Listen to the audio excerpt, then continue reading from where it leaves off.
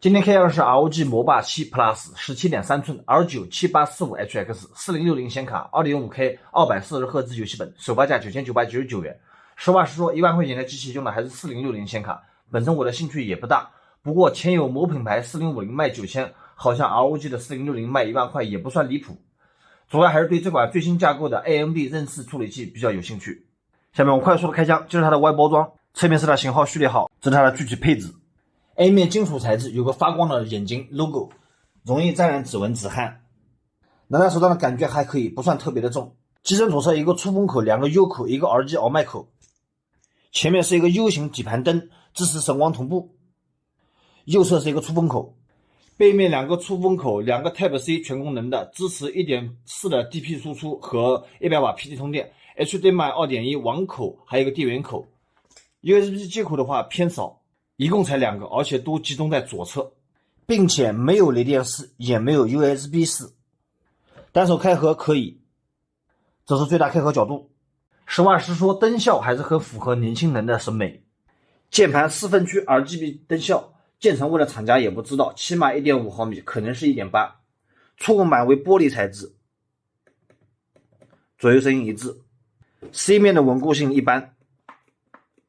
B 面的下巴约为3指不到，机身长度 39.4 厘米，上下高度 28.2 厘米。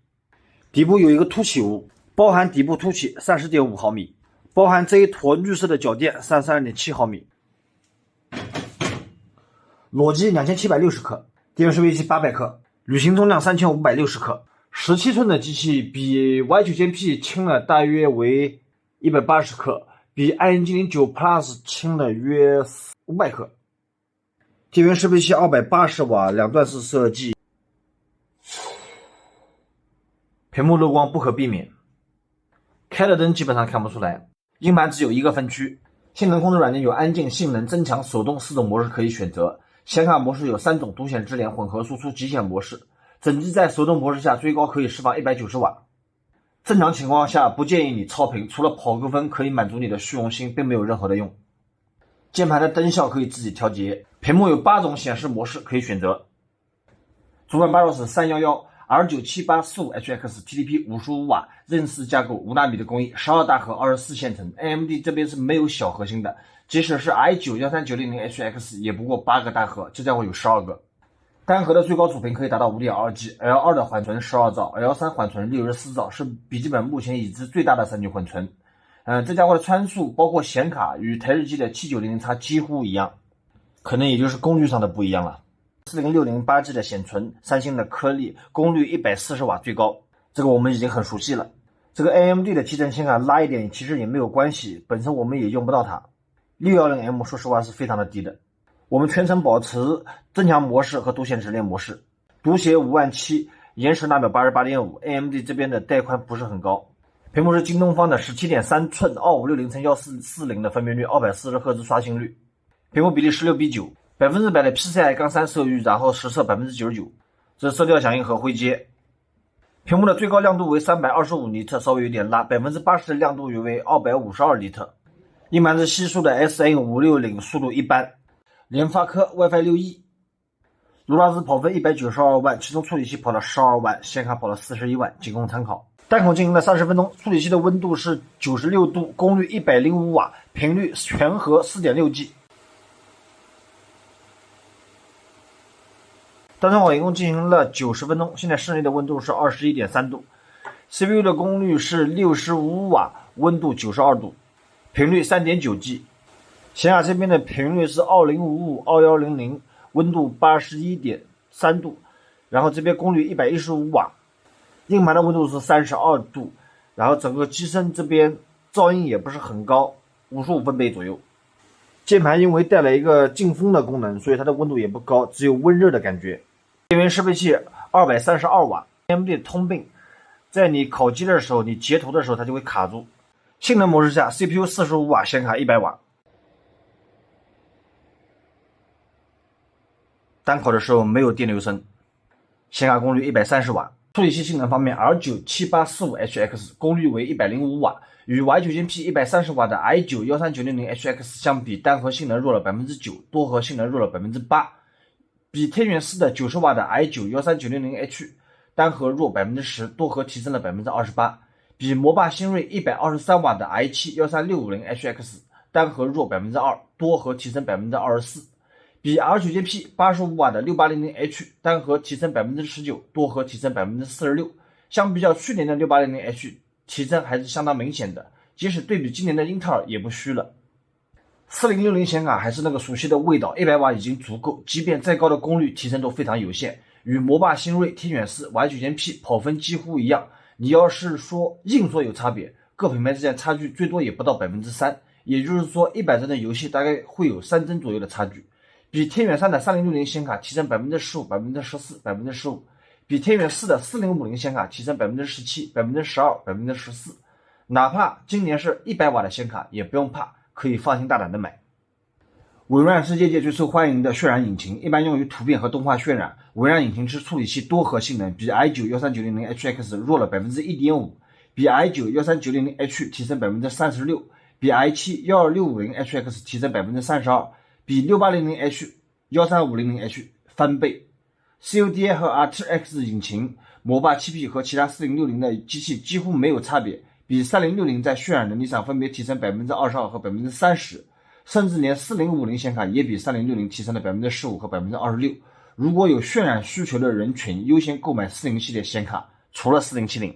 刺客信条奥德赛 2.5K 画质极高，平均 FPS 58帧，比魔霸新锐和 Y9P 低了4帧， 1080p 77帧低了8帧和4帧。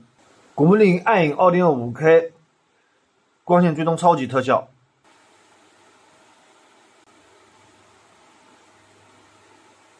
平均 FPS 63帧，领先 Y9P 3帧和魔霸新锐63帧一样。7845HX 今年因为单核性能提高了，游戏性能也上来了。2.5K 分辨率下，8个游戏中只有刺客信条奥德赛输了，其他7个游戏的帧数都要略高于英特尔版本的游戏本。1080p 下截然相反，只有 CSGO 领先了20和40帧，其他7个游戏都要略低。不过游戏帧数上的优势并不大，总算可以和英特尔站在同一起跑线了。还是那句话，只要是个100瓦的4060显卡，游戏帧数几乎都差不多。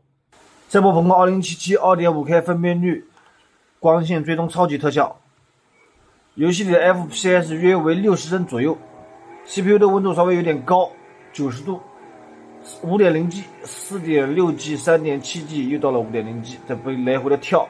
68瓦 GPU 70度，2505的频率94瓦，画质不变，切换成 1080p 的分辨率，画面变得模糊了一些，帧数上更高，达到了85帧左右。永劫无间 2560x1400 的分辨率 FPS 无限制 ，GLSS 超级性能，整体特效极高。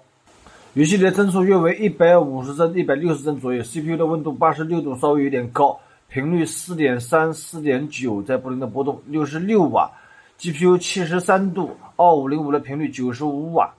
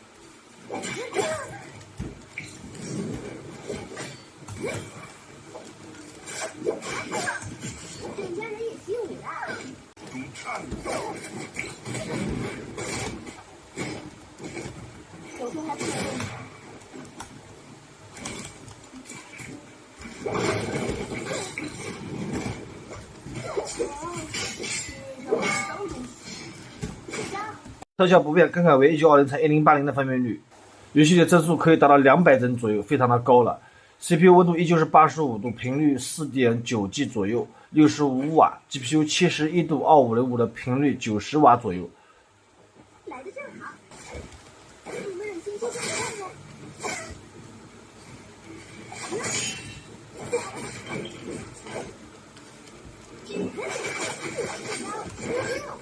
绝地求生2560x1400的分辨率，渲染比例100%，特效整体超高。游戏里跑起来差不多也在100帧左右 ，CPU 温度比较高，93度 4.0 的频率65瓦 ，GPU 75度2490的频率102瓦。房子里面的 FPS 差不多也在100帧左右。分辨率不变，1080x3极致的特效，游戏里的 FPS 约为200帧左右，也非常的高了。Apex 设置2560x1440的分辨率，然后垂直同步关闭，特效高。游戏的帧数约为120帧到130帧左右 ，CPU 的温度依旧比较高，达到了93度 ，4.0G、3.9G 左右波动，66瓦 ，GPU 72度，温度非常的低，然后功率88瓦，2490的频率。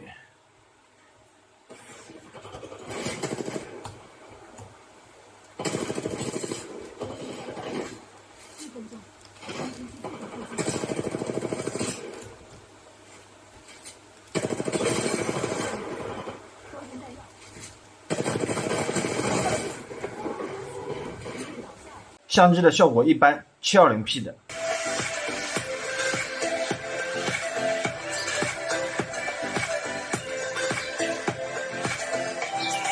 底盘的这个 U 型灯是有两根灯线的。突然这么一看，有一些不适应，这个主板是比较的小。其实这个机器完全没有必要做17寸，它做个15寸感觉也可以。这边的空间都给浪费掉了。然后这边有1、2、3根贯穿的热管。一根回形热管，90瓦时，硬盘没有覆盖散热贴，上下2个硬盘，内存条在这里，有一个屏蔽层，扬声器在左右两侧，这是内存和硬盘，无线网卡依旧藏在了硬盘的下面，依旧是叠叠乐。看机器外面都觉得哪都好看，拆开内部就发现很一般，真的很一般。这2根线非常的好接啊，没有那么复杂。拆完机以后必须要插电源，它才可以开机。587 Plus R97845HX 性能很强，而且12个核心都是大核，在105瓦的功率上，性能小输130瓦的 i9-13900HX， 单核 9%， 多核 8%， 表现已经很好了。今年单核性能也上来了，打游戏也不需英特尔处理器，甚至大多数游戏要比英特尔强一丢丢。不过游戏里处理器温度还是偏高，多余的内部空间也没有合理的利用上。显卡中规中矩，游戏中绝大多数游戏都是100瓦，也跟其他品牌没有什么区别。售价上9990的价格是可以入手的，毕竟它叫 ROG， 那个底盘灯效怎么说也值500块钱吧。今天 AMD 又站起来了，这是值得高兴的事情。厂家之间有竞争，消费者才会最终得利。总结一下优缺点：优点1 ，R97845HX 性能强劲，游戏不输英特尔；2 ，RGB 底盘灯，背光键盘，颜值拉满；3 2.5K DPI-3 色域屏幕，色彩好，刷新率高。缺点1 ，CPU 积热严重，游戏中达到90度，夏天散热吃力。2 内部布局糟糕，网卡硬盘又是叠加在一起，不知道会不会掉网卡。3 USB 接口在左侧，而且仅有2个，插拔设备不方便，并且没有 USB 4，实属不应该。这台机器是我的一个顾客订的，已经回血折给他了。感谢大家的点赞、关注、评论、转发、投币，我们下期见。